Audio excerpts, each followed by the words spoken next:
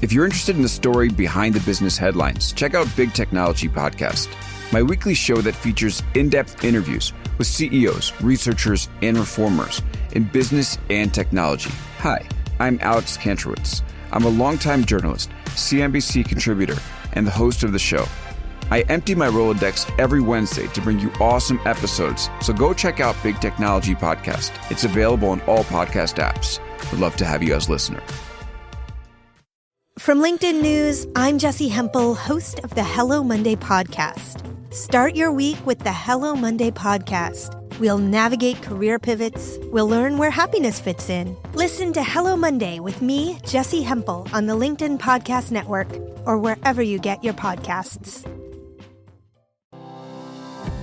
I have some incredible news. My second book, How to Have Difficult Conversations About Race, is now the #1 new release in its category on Amazon. I'm so excited for this because we've put a lot of work into it, and this was risky because as a lawyer who's focusing on negotiation and conflict resolution, talking about race seems for many to be outside of the scope of what I usually do.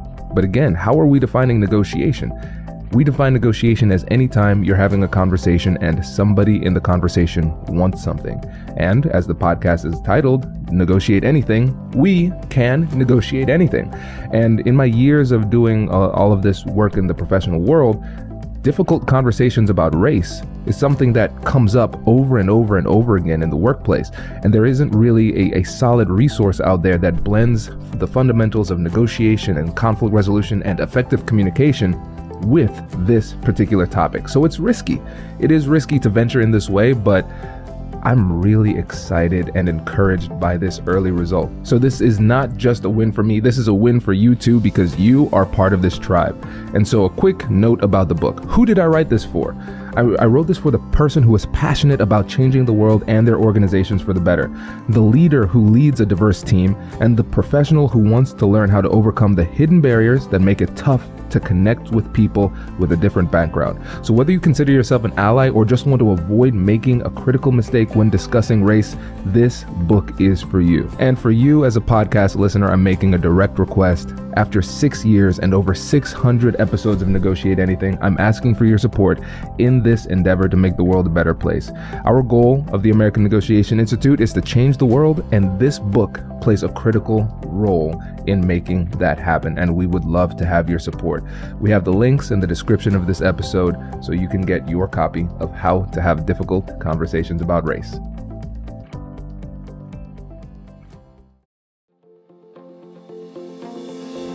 Hello, my friends, and welcome to another exciting episode of Negotiate Anything. This show is produced by the American Negotiation Institute, and with over 5 million downloads and listeners in over 180 countries, listeners just like you have made this the #1 negotiation podcast in the world. Hi, my name is Kwame Christian, and I am the founder and CEO of the American Negotiation Institute. Here at ANI, we believe that the best things in life are on the other side of difficult conversations, and we are passionate about providing you with the best content that will help you to make your difficult conversations easier, both at work and at home. Lastly, I want to remind you that we offer consulting and conduct trainings, both virtually and in person, all around the world. Our focus is in 3 main areas. First, negotiation and conflict resolution. Second, leadership. And lastly, diversity, equity, and inclusion. Check the link in the description below to learn more about how we could work with you and your team. And now, without further ado, let's jump into the interview. Nate, thanks for joining us today. Hey, thank you so much for having me. It is a pleasure to have you, my friend. So how about you get us started by telling us about yourself and what you do? All right. My name is Nathan Witkin. I'm an attorney and master of public policy. I practiced law of many types for 9 years, was a professional mediator, was president of the Ohio Mediation Association, and most importantly, I proposed a variety of social innovations, published them in academic journals, and some of my best ideas have been about new ways to resolve disputes. Yes. And that is why we are having you on, my friend. So before we even jump into it, we'll talk about co-resolution, and let's just give us a little snippet on what that is. So co-resolution is the only It's a cutting edge negotiation process, and it's the only negotiation process that fully incentivizes cooperation on both sides. This is cooperation in openness and honesty, things that you and I know are the ingredients for the best negotiations, but also things that are very difficult to be able to cultivate in typical negotiations without the structure of co-resolution. Absolutely. Well, fantastic. Well, so yeah, when we go through this, audience, the three things that we're going to focus on, number one, we're going to go deeper into co-resolution because this is really cool to me. Number two, we're going to talk about how we can use it and then your experience in using it. So telling a few stories there. And then lastly, what lessons can we take from this in our negotiations? Because the majority of people haven't heard of co-resolution and the majority of people haven't been given the opportunity to use it.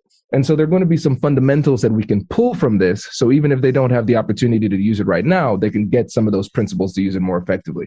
So now when we go deeper into what co-resolution is, where I want to start here is the fact that in many ways, and we were talking about this just a few minutes ago, negotiation hasn't changed in terms of the way that a lot of thought leaders have been addressing it. Can you tell us a bit more about that? Yeah, so negotiation and mediation, arbitration have all been pretty much static for the last several decades, and many of them are kind of created from analogs of the other. So a lot of what we do in mediation is based on the impartiality that you find from judges, even though mediators aren't judges. And one thing that I do in co-resolution is I bring out the best that mediators have to offer, but also combine the best of legal advocates, so people that sit next to their clients in resolving disputes.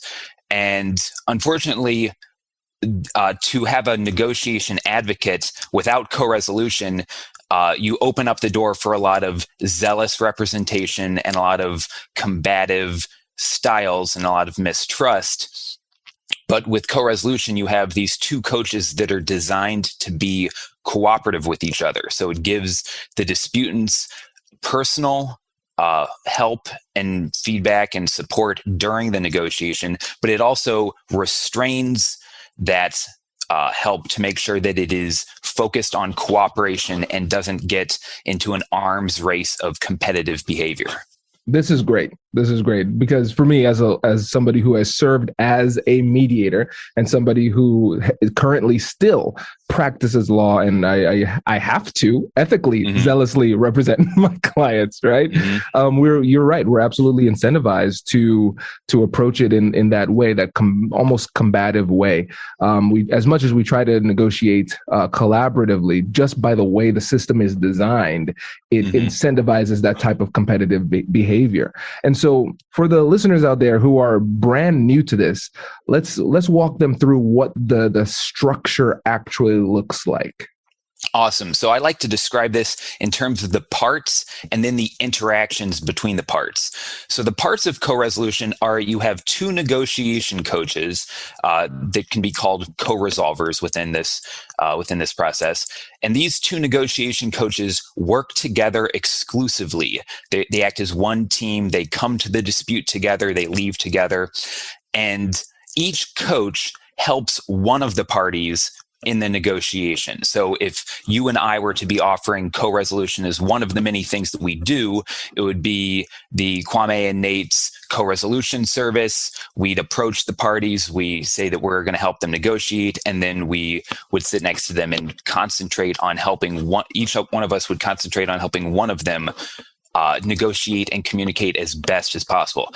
So the interactions between these parts are really where the interesting aspects come out. So because the two coaches work together on an ongoing basis and intend to work together in the future, that deters them from any unfair negotiation tactics like lying, making bad faith arguments, exaggerating in ways that are unfair. Because the two negotiators know that they're going to be working together in the future, they don't want to pollute their working relationship. And then the second interaction is, because this is a negotiation only process, these are only advocates focused on negotiation, that means that one disputant can fire the other side's coach and their own coach simply by walking away. Just by walking away from the negotiation, if you feel ganged up on, you just walk away and it ends the entire process. And because of that, each coach needs to focus on making sure their own assigned disputant is as comfortable as possible. And so then the combination of these two things means that each disputant knows that because the other side is getting the assistance of a cooperative negotiator, that they know that the other side's going to do better in the negotiation by listening to their professional negotiation coach. And because of that, you get to know that the other side's best interests are in fully cooperating and not doing anything that would offend the long-term relationship between the co-resolvers. This is fantastic. It's so interesting how you're able to create a framework that addresses some of the most critical issues in conflict resolution in general, right? And so listeners, again, just a quick synopsis. It's the co-resolvers actually literally work together on a team. And so one is going to be with one party, another is going to be with another party, and then they lead the discussion. And so a question here, just a logistical question. How do these conversations occur? Do you prefer shuttle diplomacy? Is it just the coaches talking to the coaches? Do you have the coaches and the parties there talking all at the same time? How does it work? It's a great question. Super question. So the way the process would start is like a typical mediation. So the two coaches come to the parties who are sitting on either side of a table. They sit at the head of the table together. They describe how the process is going to work. And in talking to each other, they kind of mirror or set the tone of how the communication is going to be happening. And then after they describe the process, they each sit next to one of the parties. So they're sitting across from each other now, and they help the parties communicate. And to answer your question about how does caucusing work, unlike in mediation where the mediator has to go back and forth between the parties and leave one side sitting by themselves, which is the part of mediation that people typically do not like. It's the parties like the least. In co-resolution, when you caucus, each coach will go off with their own disputant. So the disputants have their coach at their side during the entire process. So you know that your coach isn't revealing information that you told them in confidence because you're with them. You're sitting next to them the entire time. And so the way that's worked is that because the coaches are focused on making sure their disputant feels comfortable and they're good at signaling each other because they build that kind of rapport. If you notice as a co-resolver that your disputant is feeling uncomfortable or like really wants to tell you something but not have the other side there, then you just signal and say, hey, I think it would be a good time to have a caucus. And then you go off with your disputant, you talk to them apart from the other two, and you help them structure what they're going to say, and give them feedback and do all of those great things that you can do in a caucus before coming back together and talking as a kind of like a 4-person process. Interesting. And so let me ask you a bit of a devil's advocate question. Sure. So let's say, well, Nate, why even bother having these people we already know are mad at each other? They're here because they can't resolve the conflict themselves. There's some barrier. Why not just leave them and have the coaches talk to each other and figure out what the best deal is after talking to their parties separately? So this is like an idea that's like way down the line. You could potentially have the disputants agree that they can leave and the co-resolvers continue to negotiate. But I think it's, at least in co-resolution 1.0, the focus is on making sure that the disputants trust the process as much as possible. And at least in my experience, the disputants really do, trust the process and really buy into it when they know that they have someone who is sitting next to them and is helping them to express themselves in the best way possible, like really put the best look on everything that you want to say in the process. So there hasn't really been as much of a need for the disputants to decide that the co-resolvers can go off and negotiate the final bit. And I will say, even if that does happen, the disputants would need to agree to what the co-resolvers negotiate out, because again, this is a negotiation only process. Unlike litigation, where it is backed by the law that is compelled on everyone within a society, this is only focused on negotiation. So both sides have to be fully agreeing to all aspects of it from the beginning, from entering the process to the actual resolution. Does your company invest in professional development training? If you believe that your team would benefit from a negotiation workshop, all you need to do is go to our website, fill out the workshop request form, and then we'll set up a time to chat. These workshops are completely customizable, and we've done them all around the country. Negotiation and conflict resolution skills are beneficial across all professions, but they're especially useful in procurement, purchasing, sales, sourcing, and contract management. Our calendar is filling up quickly, and we even have some workshops scheduled for next year. If you think you might want one, I'd suggest reaching out soon so you don't miss out. Check out the link in the description to learn more, and we will be right back after this.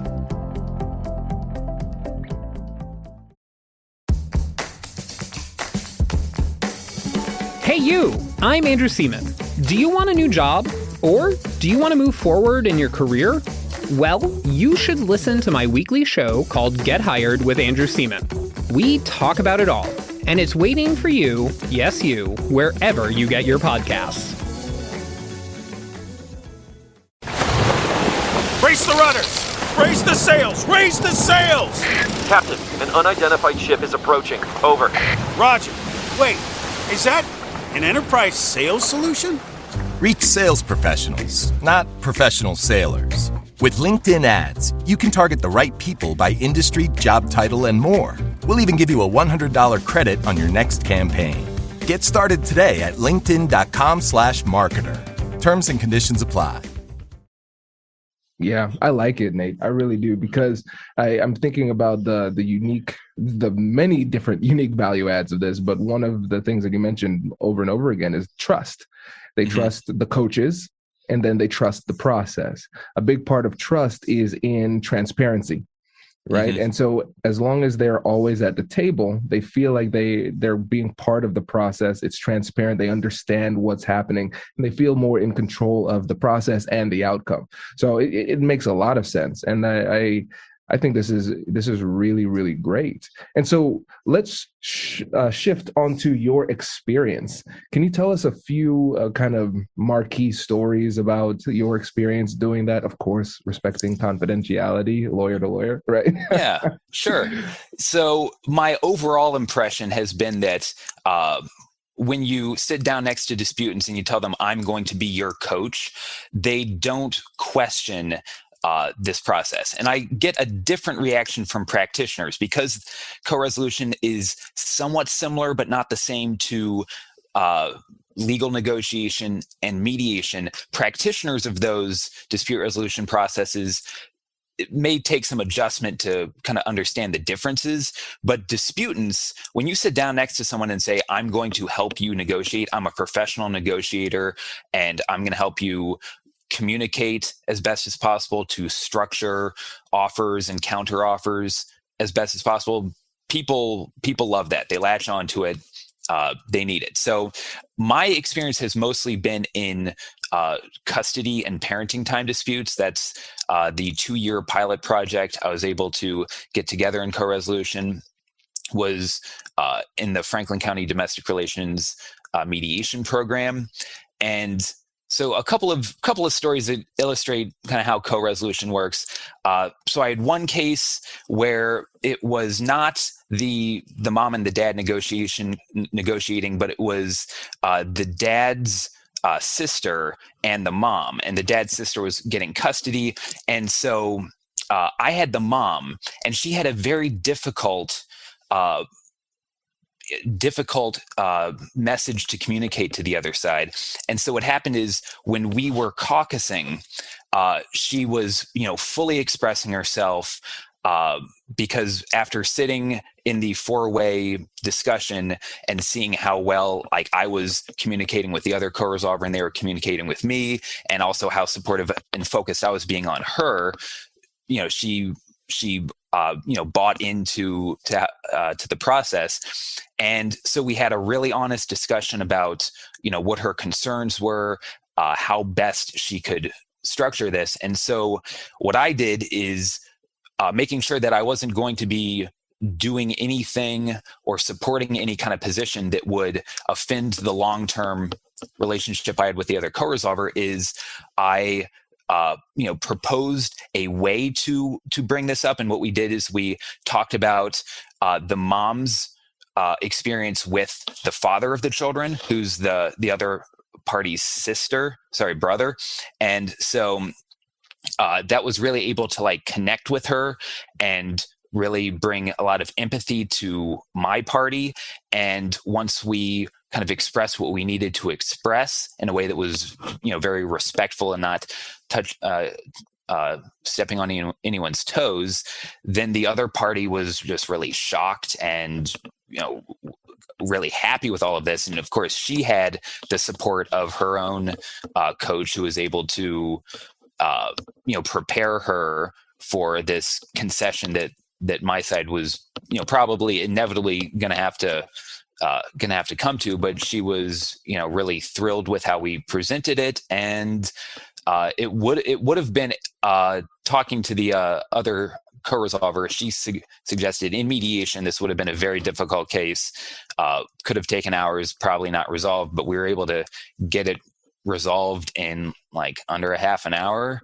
Wow. With all of that. And so yeah, and then just in general, we took post surveys from the disputants, and people rated their own co-resolver as on average 4.8 out of 5. So people like their own co-resolver. But the interesting thing is, on average, the disputants rated the other co-resolver, so the person helping the other side, they rated them 4.6 out of 5.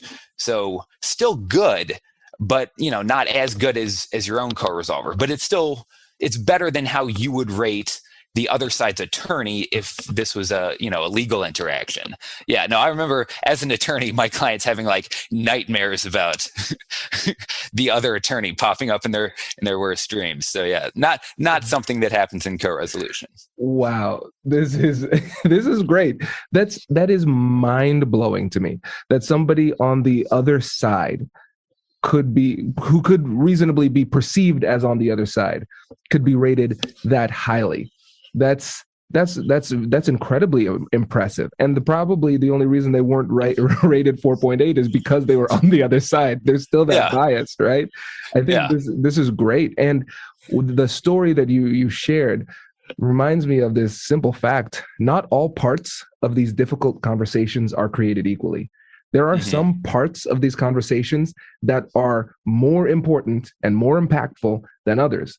And if you fail during those parts, everything could fall apart, right? And so now we have a system where the coaches can identify those inflection points in the conversations before they happen, manage the message effectively, so it's delivered in a way that doesn't cause unnecessary damage to the process. Exactly. And you're touching on something here that was kind of the impetus for me proposing co-resolution in the first place. And that was me serving as a mediator and watching disputants fall into these same traps that tend to, make most negotiations implode. And just thinking if I could just tell you, this is the way that you might want to phrase this, or this is an interesting solution that you might want to consider proposing to the other side. But as a mediator, you can't do that because you need to be impartial. The disputants probably wouldn't take kindly to someone who's going back and forth between them saying, now you do this and now you do this other thing, and that wouldn't work. But when you have these two coaches who uniquely, compared to other personal advocates at a negotiation, because they come together, they have all of these incentives to be cooperative, and then suddenly you're getting assistance that is based on the types of principles that are espoused in mediation and the types of collaborative dispute resolution that you are a very strong advocate for in this podcast. Absolutely. This is great. And so for the listeners out here who are listening and saying, okay, I have a conflict coming up. Unfortunately, co-resolution isn't an option for me at this time. Mm-hmm. What are some of the lessons that you've been able to take from co-resolution that we could use in our everyday negotiations and difficult conversations? Awesome. Great question. And yeah, there are important lessons from this. The first is there are no enforceable rules in negotiation, and that creates certain outcomes, but there are strengths and weaknesses for negotiation because there are no enforceable rules. First, negotiation tends to be cheaper and more efficient than full-blown litigation. But the weakness compared to litigation is, in litigation, a judge who has the power of the law behind him or her can order the parties to exchange information and then oversees the presentation of evidence. So there are enforceable rules in litigation, but you don't have that in negotiation. And the problem that creates is that even though negotiation is at its core a voluntary coming together of both sides, and that involves cooperation, there's nothing that can really enforce that cooperation to be, 100% trustworthy.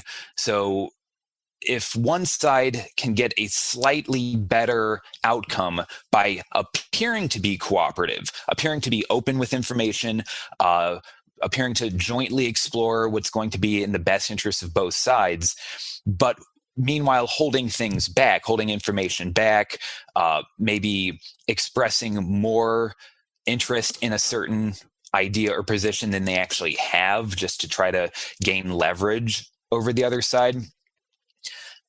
Because there are no rules in negotiation, this is the primary tension that negotiation professionals such as you and I need to confront. So what co-resolution offers about this, the insight, is the importance of relationships, because you can't enforce rules in negotiation, but relationships are very powerful in negotiation. So this is why savvy business negotiators build patterns of reciprocity between them and the other side, from things just like a business lunch to, a kind of constant back and forth of I give you, you give me, I give you, because that then builds the kind of rapport and pattern of reciprocity that is a relationship. And it's also why savvy negotiators draw attention to their potential long-term interactions, because you want to get the other side thinking that it's not just this negotiation. There will be other negotiations, and I don't want this person to not trust me when something comes to light that shows that I was not being, forthright with the information that I have. So qualitative research supports this, finding that attorneys that tend to interact in smaller bar associations or tighter practice areas will tend to negotiate better than attorneys in very large pools of attorneys, because then you may be negotiating across from someone who you're not going to negotiate with in the future. And at that point, what incentive do you have to not exaggerate things and to hold back information, because you can assume that they're probably thinking the same thing about you, and it just doesn't make sense to try to, give the other side more and let yourself be taken advantage of. There's a lot of, psychology that indicates that people would rather kind of go without than be taken advantage of, even if they end up getting something in the overall outcome. Right. Oh, that's the good old ultimatum test, right? Yeah. The ultimatum game. So if you just Google that, I won't bore you listeners with the study. I'm trying to be better about sharing too many studies. But this is really great. And really what it comes down to is the reality that the relationship itself is not only I would call it maybe a social accelerant, right? A trust accelerant. It also serves a protective purpose as well, because people are going to treat you better when they feel as though they have that relationship. And so let's say we're in a situation where you could reasonably make the argument that this is a one-off type of transactional interaction. What can we do to give more of a long-term perspective to the other side when we assume that their level of aggression is because they think it's a one-time transaction? I mean, and that's the entire thing I'm trying to address with co-resolution, is to bring in two coaches that have this built-in relationship, because it is very difficult to just manufacture that. Yeah. If you're in one of these truly one-off situations and you can't find people out there that are practicing co-resolution, the thing that you need to do is to be able to draw as much attention to the possibility that you're going to be interacting again in the future. If you get the person thinking that, if things go badly here, then the next time we interact with each other, it's still going to be, bad. And if things are good here, the next time we interact, things are going to be better and better, because in the classic prisoner's dilemma, the only way out of that is to repeat that prisoner's dilemma game repeatedly, like infinitely into the future. Because as soon as someone thinks like, well, this is going to stop, then they can work back and think, well, this is the time when I'm going to take more of the pie for myself. And then once you think that, then the other side's thinking that, and it breaks down cooperation. And as you've been a very big advocate of in this podcast, that type of open cooperation is really what produces the best negotiations, because negotiation is a voluntary coming together of both sides, and the more openness and cooperation you have, the better the outcomes are, the smoother it is, and the more satisfied people are in the outcome. So the more you can do to try to bring in this kind of long-term perspective, the better you can make negotiations go in terms of how they run and the outcome you get from them. This is fantastic. Nate, thank you. Thank you for coming on the show and sharing your wisdom. We appreciate it. Again, for the listeners, let them know about where they can get in touch with you and work with you if they have a challenge that is ripe for co-resolution. Sure. So my website is outsideinnovation.org. I'm starting up the Outside Innovation Institute. There's material on there about co-resolution and other ideas, and I'm putting content out that is very bite-sized training materials that would really allow any two negotiation professionals to be able to do co-resolution, because it's different, but it's really not a super complicated process. Once you understand the basics, it really runs itself, and it shows the power of relationships in negotiation. Fantastic. Nate, thanks again, my friend. We really appreciate it. Awesome. Thanks for having me. Congratulations! You've just joined an elite club. By listening to a full episode, you're now officially on the Negotiate Anything team. So welcome aboard. What most team members do is they subscribe to the podcast because that allows them to automatically get the latest episodes of the show. The best things in life lie on the other side of difficult conversations. Keep learning, keep practicing, and keep getting better. Your relationships will improve, your career will soar, and you'll have the confidence you need to get the most out of these crucial conversations. Again, thank you for joining the team. We're excited to have you, and I will see you in the next episode. I'll catch you later.